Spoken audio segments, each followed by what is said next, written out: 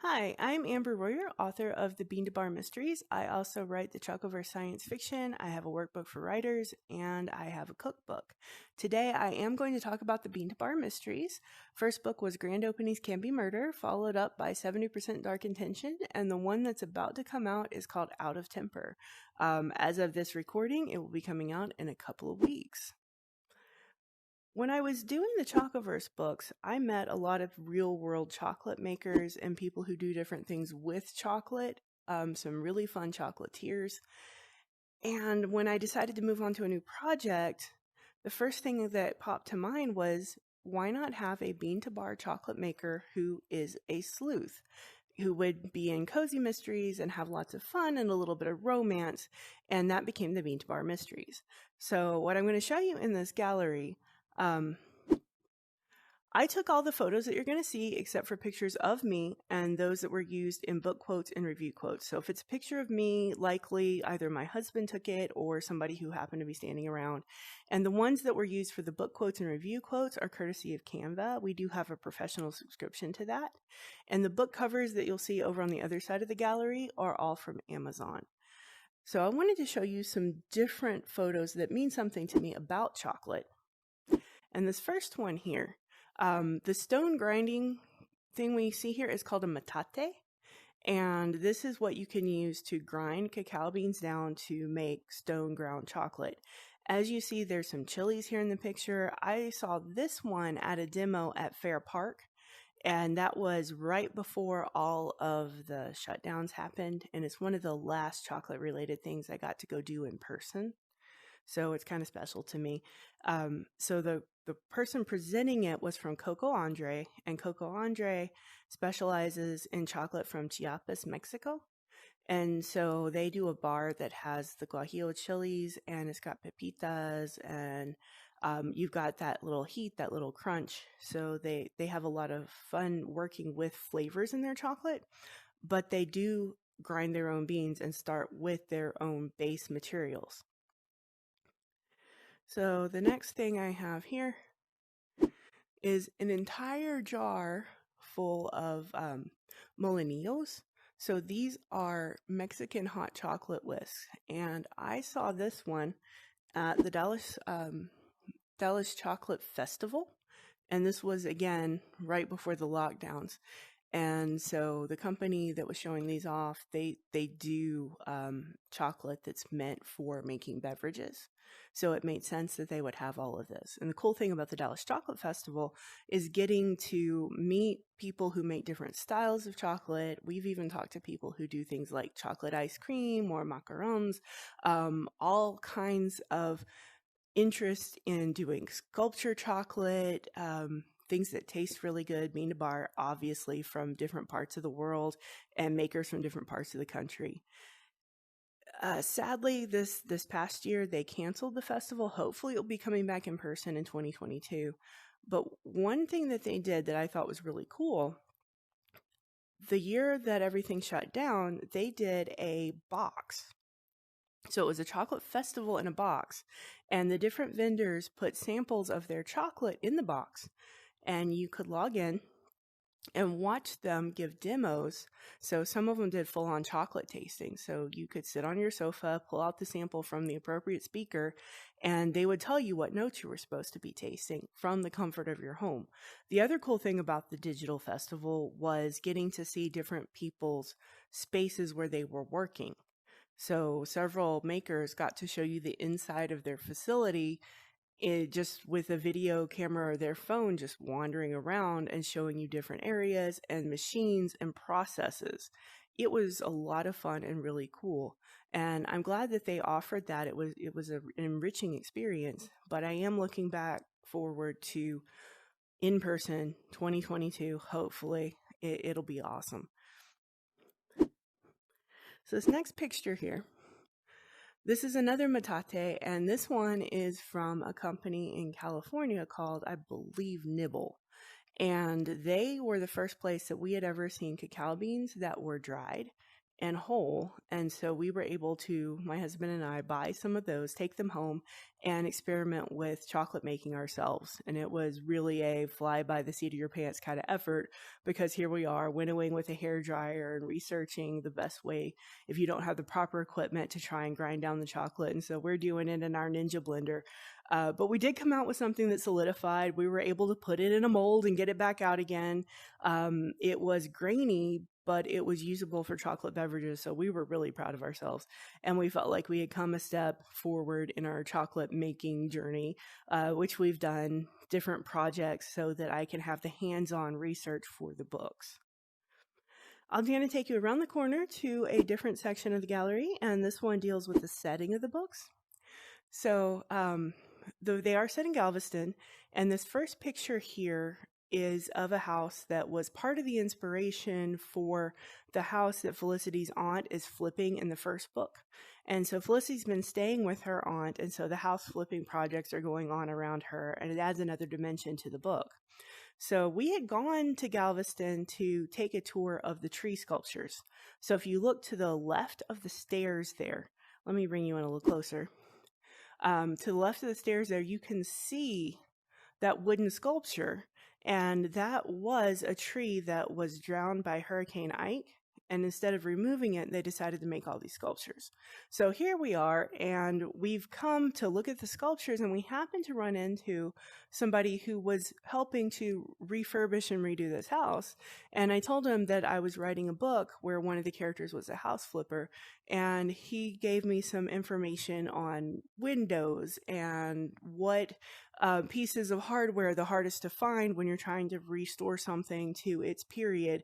And it was just really cool that we happened to run into that guy and got a chance to talk to him. So then here I have something that was on sale at Murdoch's Bathhouse. And Murdoch's is one of my favorite places on Galveston. If you ever go down there and you're on the seawall, it is one of the only places with a public restroom. Just saying. They also have these nice rocking chairs. So you can go out onto a covered area. You can sit in the rocking chairs. You can watch the waves. They have beverages you can buy and things like that. There's an ice cream area, all sorts of stuff. And so you can enjoy your treat, you can watch the ocean, and then you can go back inside, and they have all kinds of tchotchkes and souvenirs. They also have seashells for sale. There's a huge collection of seashells. This was on a different shelf, and it was intended for aquariums. And there's a whole different set of rules for things you're going to put in an aquarium for how it has to be handled and processed and all that. So I thought that was interesting because in the second book, Felicity does wind up dealing with several aquariums. And I wanted that to come across as something that she was taking seriously, even though someone else had set the aquariums up. Behind me, let me move back a little bit. I just have a sunset picture of the island, so you can imagine that you're over behind me at Murdoch's looking out at the view. This is probably a little farther down the beach, but I just wanted to point out how beautiful the island can be, especially at sunrise and sunset. So let me take you farther down, and this section here deals a little bit with characters. Obviously, I can't give you everybody in all three books. There's a lot. But one thing people love in Cozy Mysteries is animals, and so far I have introduced a new animal in each book, and I wanted to show them off here. So in the first book, you meet Knightley. So this is Felicity's shop mascot, even though he always stays at home. But he is the silhouette that's on her chocolate bars. He's even on the molds that she uses to make her chocolates. And he's got a huge sign in the cafe that has his outline. And she just reminds him of the life that she had before coming back to Galveston. He is comforting and he is loyal, and he's pretty much the only thing she brought back from Seattle. Also, he is afraid of heights, as most bunnies are. He does not like travel. So in the first book, there's a good deal going on with bad weather. And one of the things Felicity is afraid might happen is having to evacuate with a bunny in the car, which could be a little bit miserable for her and very stressful for him. In book 2, I introduce you to Clive the Octopus. Clive belongs to one of the other characters who has gone missing at the beginning of the book, and one thing and another, Felicity winds up having to take care of Clive. He is a Houdini wannabe. That is a thing that is common to octopuses. They tend to get out of their tanks and go walk about a little bit, especially the variety of octopus he is. And he eats everything. So the first time Felicity meets him, he is in the wrong tank and he's eaten all the fish that were supposed to be there. He is also a keeper of many secrets, and Felicity will have to figure out how to unravel the secrets that Clive holds in order to solve the mystery. In book 3, Out of Temper, you're going to meet Satchmo, and Satchmo is a retired police dog. So Felicity has gone onto a cruise ship. She finds out that it's a murder mystery themed cruise. She's going to be doing these demos about chocolate. One of the headliners is Satchmo, because some of the mystery experts and readers and would-be mystery writers love to learn about things like dogs. He was actually kind of inspired by a demo that was at BoucherCon a couple of years ago, where the police dog was the biggest draw. But I wanted him to be a little bit more low-key, so he is a retired police dog training to be a therapy dog, which explains how Felicity gets to spend a lot of time with him as she volunteers to help him learn to interact with others, and he actually helps her out a bit too. And then they get involved with this murder case. He helps her find clues, and oh wait, he's very distractible and a fan of things like meatballs. He likes any human food that he can get access to, really, but his thing is all about meat, and he likes treats, as many dogs do. And as I said, I can't show you everybody, but I think it is important to show you Felicity's 2 potential love interests in the series. So on the left, we have Logan Hanlon, and he's the mysterious one. So he's the puddle jumper pilot. He has a history in law enforcement, and for a while he was a bodyguard. In the first book, he becomes Felicity's impromptu bodyguard. When she finds herself in trouble, he's not really excited about it. It's not something he really wants to go back into doing. He's just happy flying his plane and trying to live an ordinary life. One cool fact about him, he likes techno music and plays it very, very, very loud when working on his planes. The other potential love interest is Arlo. Arlo Mero is a detective. He is the one assigned to the first murder in the first book. Only this is Felicity's ex from when she was in high school. So it's been a long time since she's seen him. And if you don't know anything about the books, Felicity grew up in Galveston. She moved to Seattle basically when she got married. And so she and her husband, Kevin, had this life in Seattle. Felicity became a physical therapist. And then sadly, Kevin died. And so after that, Felicity has returned home. She doesn't want to do physical therapy anymore. She's decided to take on this chocolate adventure because it was something that she and Kevin had kind of planned to do when they retired. So they wanted to travel the world and see how chocolate was made and help with all sorts of different projects. And sadly, that wasn't going to happen. So she comes home, she starts this business on her own, and all of a sudden her past walks into her life, and also another element that she's not expecting. And so she's got to figure out how to move forward with one or the other. And she's never been in a situation where she would want a love triangle. So it's kind of interesting writing this while balancing the fact that she doesn't want to hurt either of these guys, and she doesn't want to show too much interest in either of these guys, but they are both helping her in different ways to move forward from all of the loss in her past. So I have a quote over here that relates to another character, which is why I kind of put it in the corner between here and the quotes. So Ash has shown up in the first 2 books. And in the first book, he was somewhat antagonistic to Felicity. He thought she was the murderer, and he has a blog, and he came like 2 steps shy of actually accusing her of that in that book. In book 2, they kind of ironed out a lot of their problems, but she's still not really friends with him.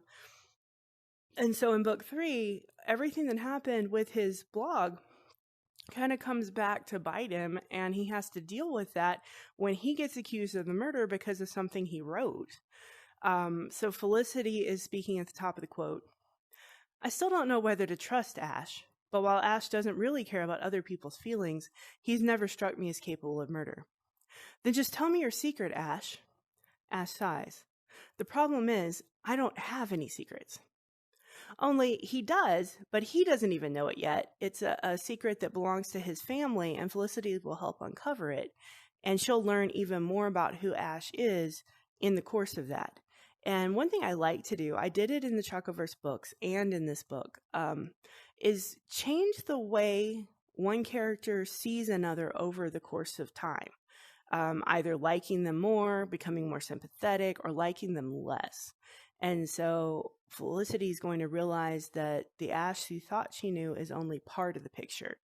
And it changes everything by the end of this one. Had a lot of fun with it. I hope you do too. So this whole section of quotes over here relates to food. And as you know, food is often important in cozy mysteries. And so Felicity not only has the chocolate shop where she's making bean to bar chocolate with different origins, she's also making bean to truffle. And the shop does bean to baked goods, but baking is not Felicity's passion. So she had a shop assistant in the first book who she has promoted to pastry chef, which only makes sense because Carmen has trained as a pastry chef. Long story as to how she wound up working as a shop assistant.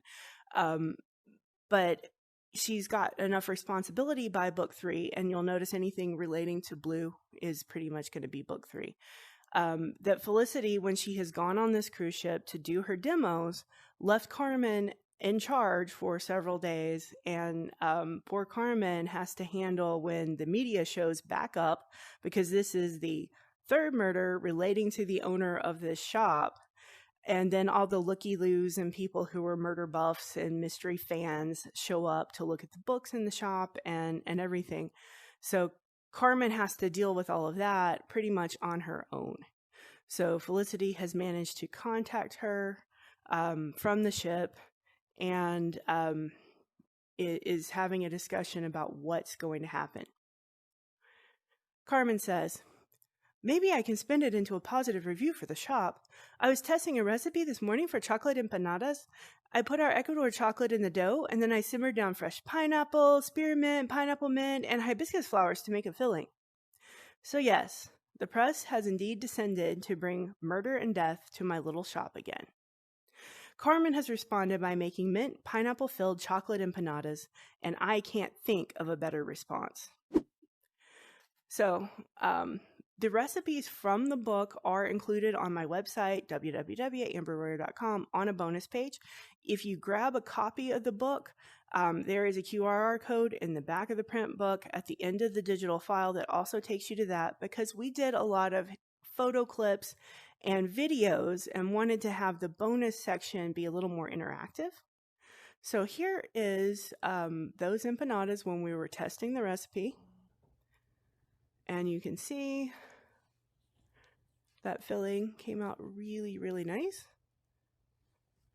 And there's Jake, who has helped me test every one of these recipes, and he's folding the empanada, I'm holding the camera. And we made these a couple of times. I decreased the amount of chocolate in the dough originally because it kind of overshadowed the mint.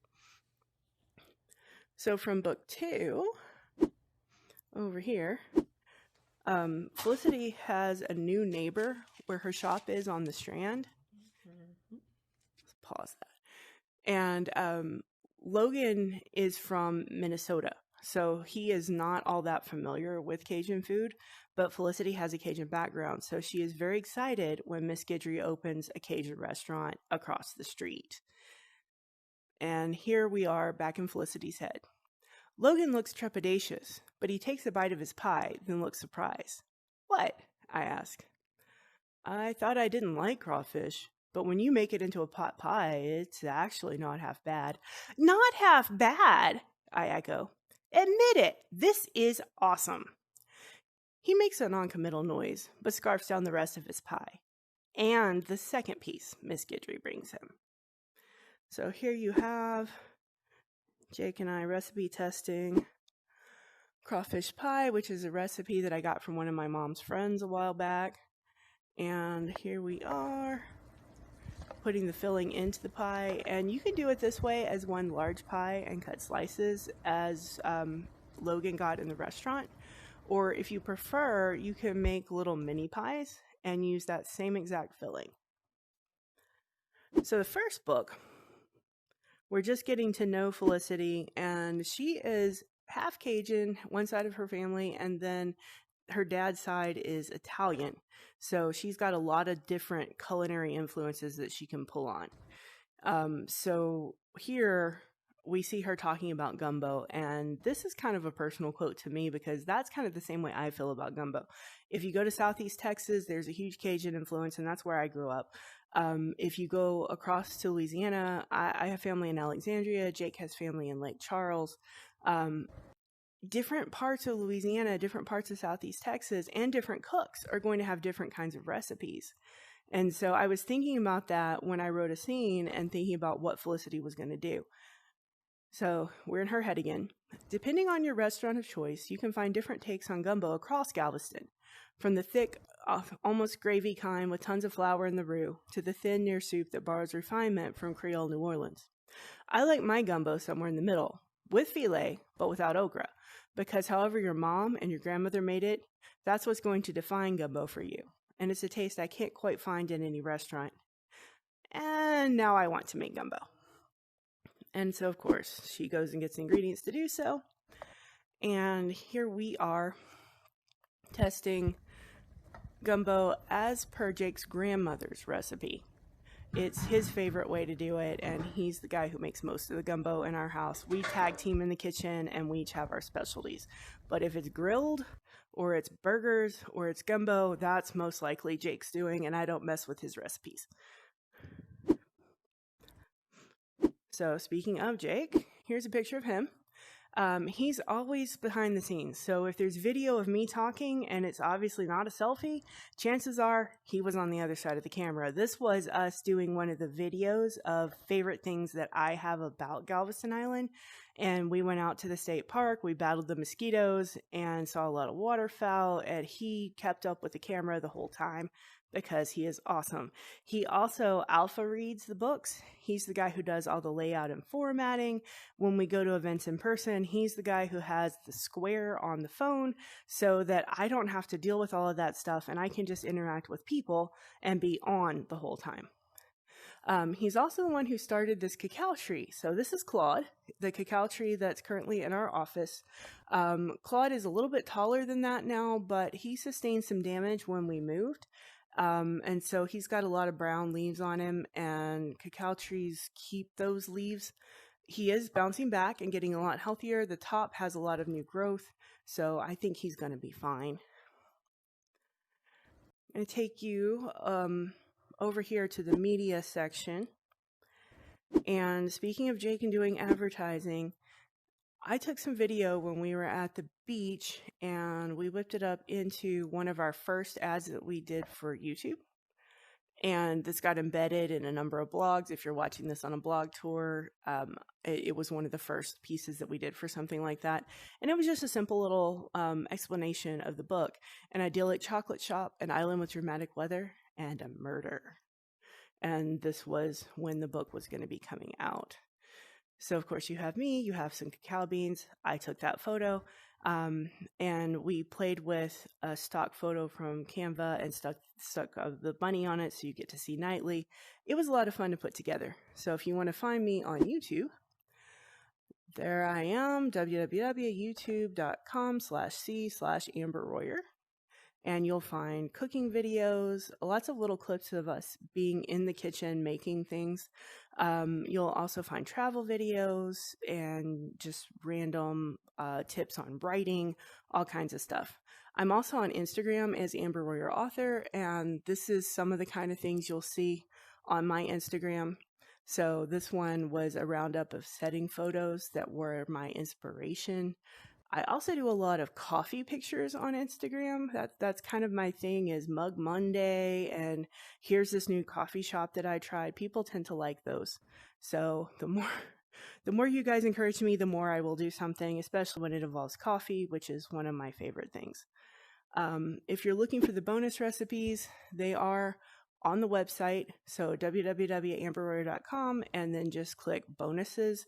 There's also ways that you can interact. There's other bonuses. So there's recipes that I've posted to Instagram. There's stuff for book clubs. There's all kinds of stuff on the bonus section. So I'm going to take you kind of through the gallery here, but I'm not going to play these videos because they're a little bit longer. These are the book trailers for the different books, and you'll see the bird. I like him, so I keep putting him in the trailers. He's a lot of fun. Felicity will eventually meet him in one of the books, I think.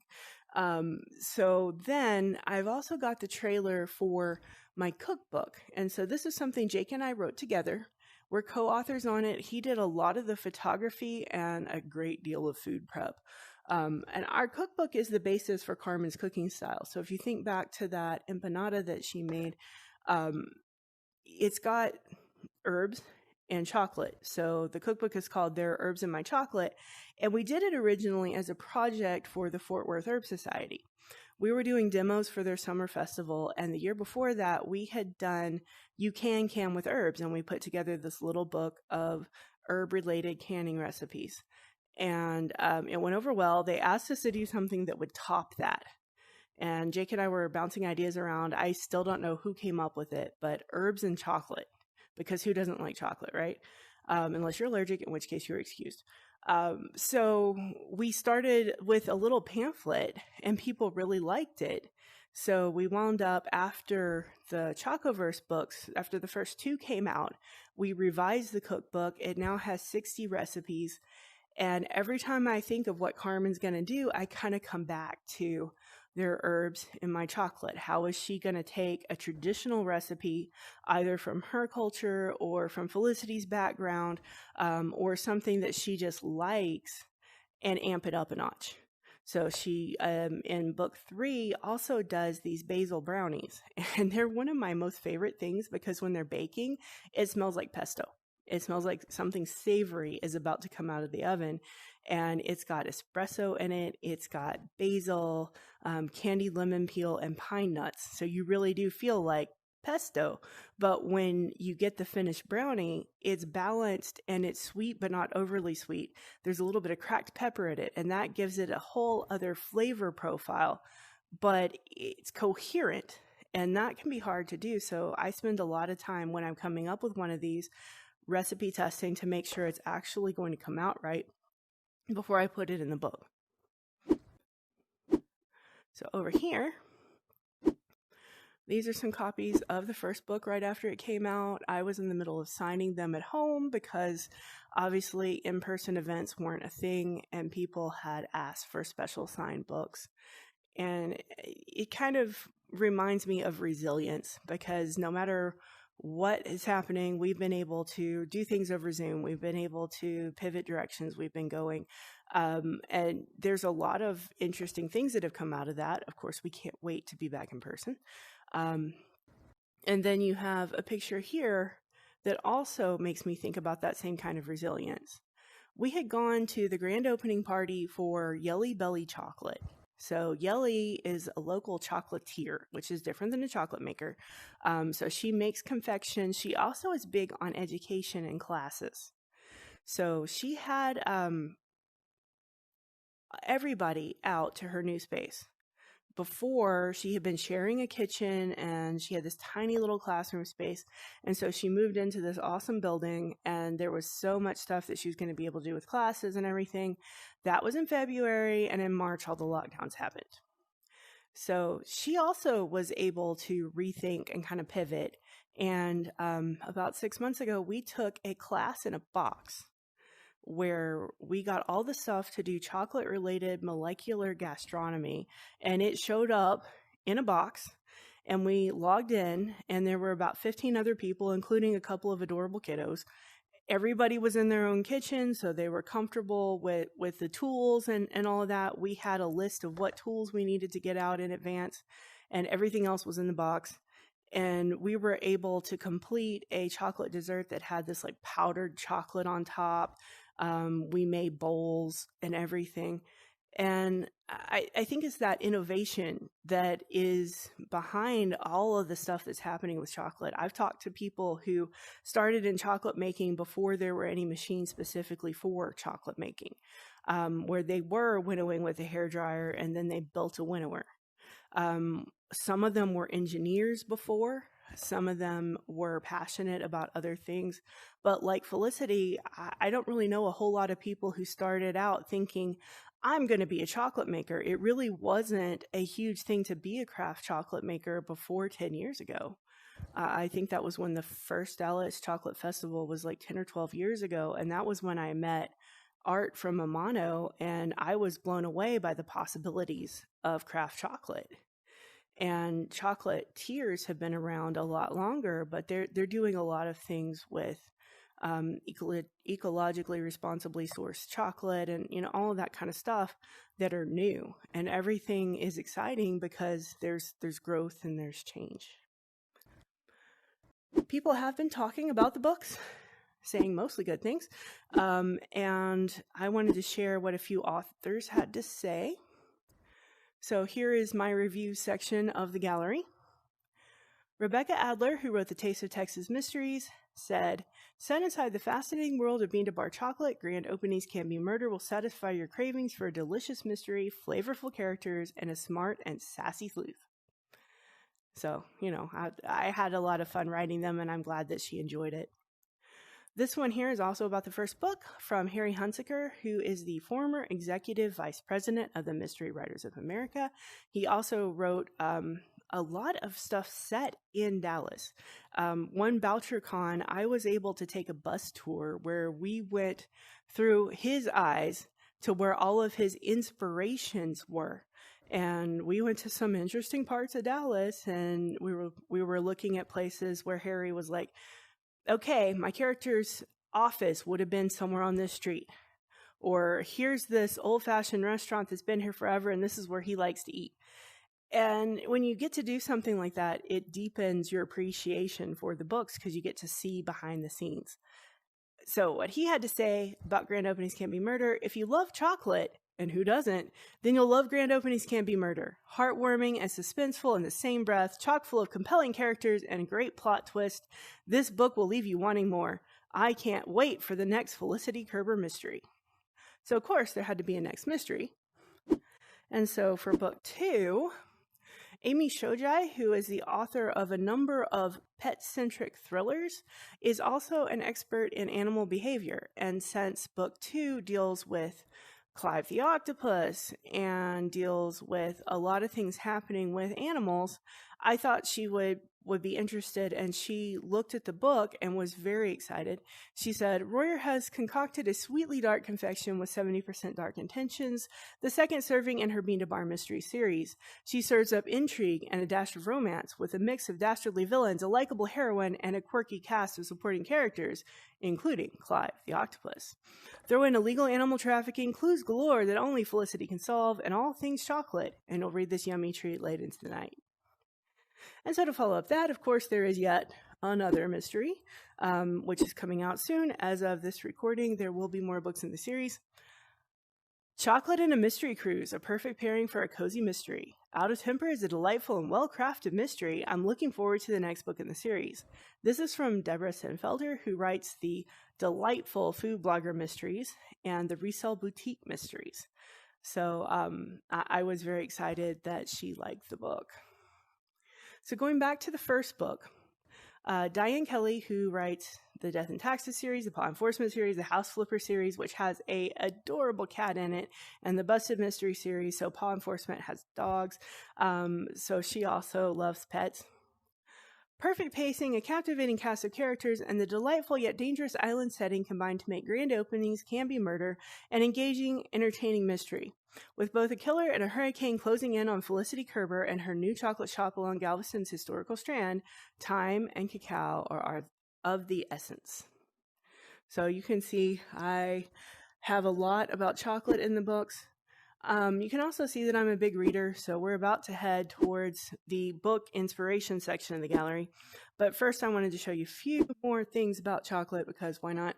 So this is the world's largest chocolate fountain in Las Vegas. And it was interesting trying to get video of this because this was in the Bellagio Hotel next to a chocolatier and a pastry shop. And there were a ton of people going by. But you can see all of this is both dark milk and white chocolate. I'm not sure you would actually want to eat it because it has been circulating in there for some time. But it was really impressive to get to see something that had been built like that. There was probably also something in there to keep the chocolate emulsified, which would probably make it less than perfect to eat. But we've gotten to do a lot of things like this where friends we visit in different areas know that I'm always interested in researching chocolate. So they'll recommend a cafe, or they'll recommend, like we went to Ethel M's Chocolate Factory also while we were in Vegas. We've been to different chocolate places. And it's been an amazing opportunity. There's so much that I wouldn't have gotten to see or experience or do otherwise. And all of that relates to real world chocolate, which brings me to one of the real world chocolate makers I know. I met her through DallasChocolate.org, which does the Dallas Chocolate Festival. And Sander, who organizes everything for Dallas Chocolate, I told him what I wanted to do as far as the Bean to Bar books, and he recommended somebody who could consult. And so JL consulted on the chocolate making aspects of the books. And it was things that I had been to the festivals, I'd done my research, I had already learned about how chocolate is grown when I was doing the Chocoverse books. And I was able to bring finished pages of the manuscript that dealt with how the chocolate was processed in a micro facility. And JL was able to tell me things like, no, you need to have a wall here because she wouldn't be winnowing chocolate and doing things with dust and heat in the same place where she's finishing bars. And so I was able to incorporate her suggestions into the layout of the shop, the size of the equipment, descriptions of things that I was using, terminology, and all of that. So JL also does make excellent chocolate and treats. If you're ever in North Carolina, she is off of the French Broad River, which is where the name comes from. An interesting fact, if you look close in on the packaging on her bars, you can see the map of the French Broad River going down the left-hand side, which I think is really cool. But she does bean to baked good, which is one of the inspirations for what Carmen is doing at the shop. And there's another company called Dandelion Chocolate who also do bean to bake good. We met them at the Dallas Chocolate Festival, and they were another inspiration. So they have a cookbook.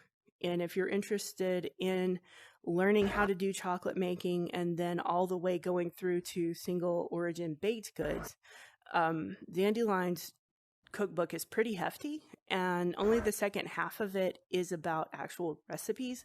The first half talks about going to origin and how all of the craft chocolate movement developed, all of the cool things that you can spend a lot of time researching in different places, or you can find that one resource.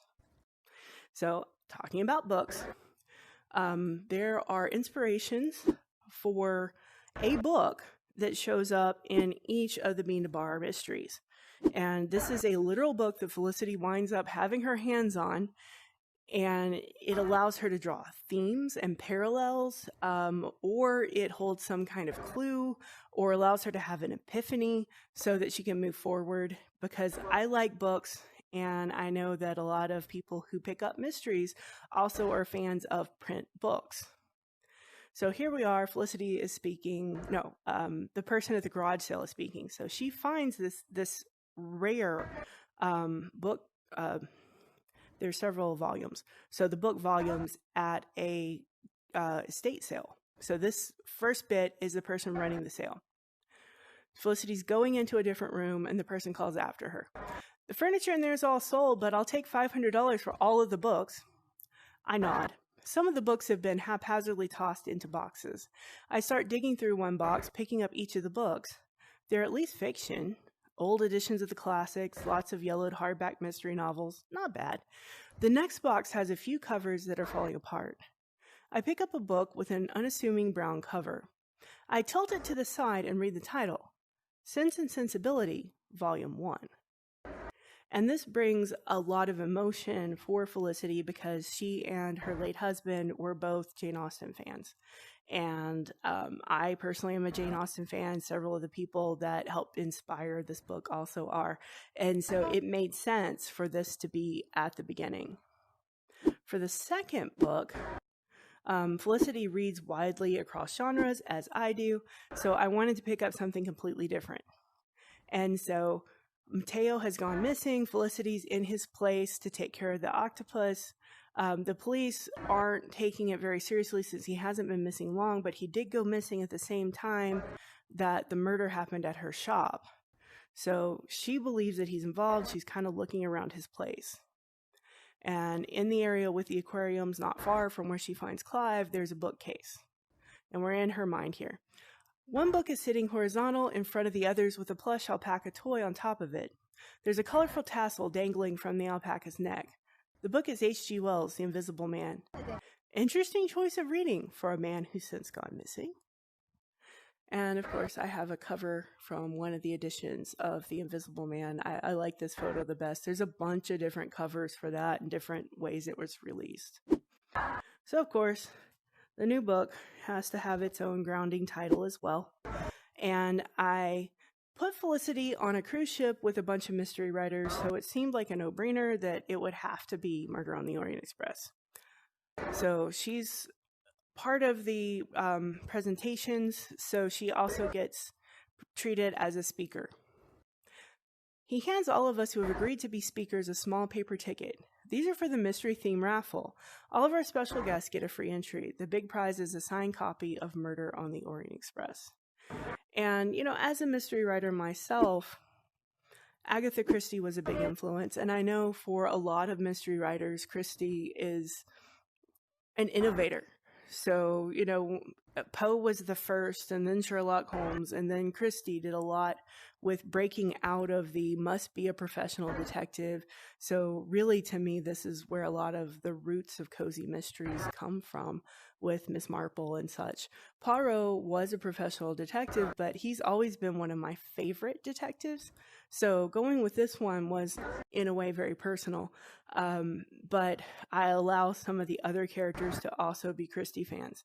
And I get to fangirl a little bit with them vicariously.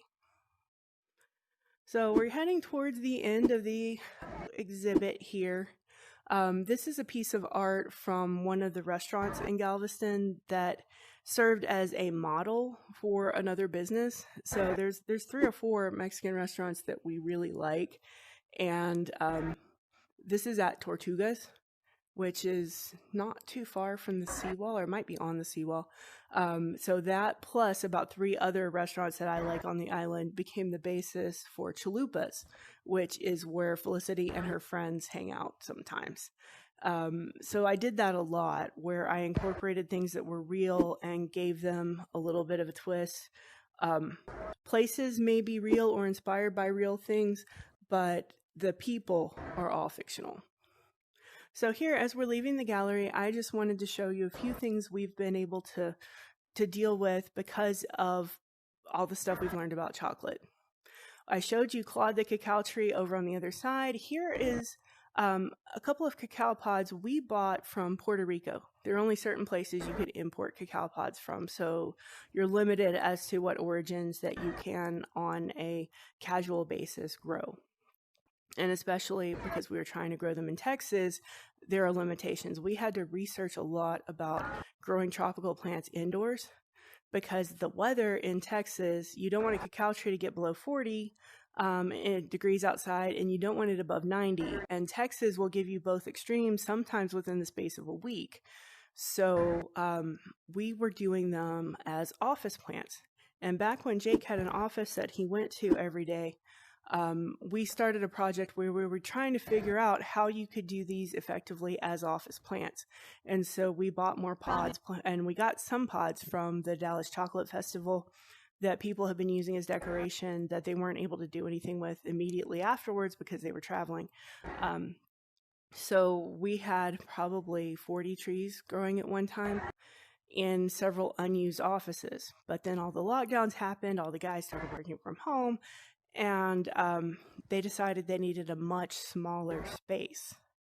So we do still have 6 or 7 of the trees that are getting pretty big in a sunny area in the new office, but we gave away a lot of them. Some of them didn't make the move. Cacao trees are fragile, so chocolate is kind of a fragile thing. I also wanted to show you the first cacao pod I ever saw in person. So we were on a cruise ship. I told you that Out of Temper is set on a cruise ship. Well, back in the late 2000 somethings, so 2008, 2009, I did a series of lectures for Royal Caribbean where I sailed on a number of ships talking about herb gardening and garden railroading. I even did a chocolate demo showing off some of the things I had learned about craft chocolate from Mamano. And on a whim, we decided for a short excursion to go see a cacao plantation in Samana, Dominican Republic. And I talked to the guy there for a while, and I was able afterwards to do an article for a children's magazine. So Appleseeds did an article on a visit to a tropical farm, and I got to talk to the guys some more, do some interviews, and learn a lot about the difference between areas where chocolate is grown and where it is processed. And they were doing stone ground chocolate basically with a giant mortar and pestle. And the idea of refining chocolate at origin at the time was pretty novel because chocolate was refined originally in places that were cooler when air conditioning wasn't a huge option. And so now people are going, well, why aren't we refining at origin? So more places are doing that. And there's a lot of things going on with education. Like when we were in Monterrey, Mexico, we were able to talk to the guy who runs Menos de Cacao, and one of his things is working with the local universities to create educational programs so that the farmers can get higher yield, but higher quality product at the same time. So there's a lot going on with chocolate, and it's really exciting. And even after years of learning, I'm always learning something new. And these books are challenging me to find different ways to share. So grand openings can be murder. You learn about what chocolate processing looks like. 70% dark intentions, you get to see an optical sorter and some of the other technologies that have come about. In Out of Temper, you get to see tabletop refining equipment. And she also talks about using a chocolate panner, which is that thing on the left in the cover photo. And so I talked to a chocolatier to make sure I was getting everything I was saying about chocolate panning, which is where you're coating nuts or making malted milk balls or whatever, correct? And so shout out to Kevin from Weissman House Chocolate in Hyco, Texas, for sitting down with me for about an hour and letting me talk about what I was doing in the book and giving me very detailed technical stuff. So I want to thank everybody for sticking through this whole exhibit and learning about my inspirations and how the books came about, how they came together. For more information, visit www.amberroyo.com. And if you do have a book club or a writers group and you would like to have me out, I am definitely available. Just use the contact form on the website and I will get back with you as soon as possible. Thank you so much.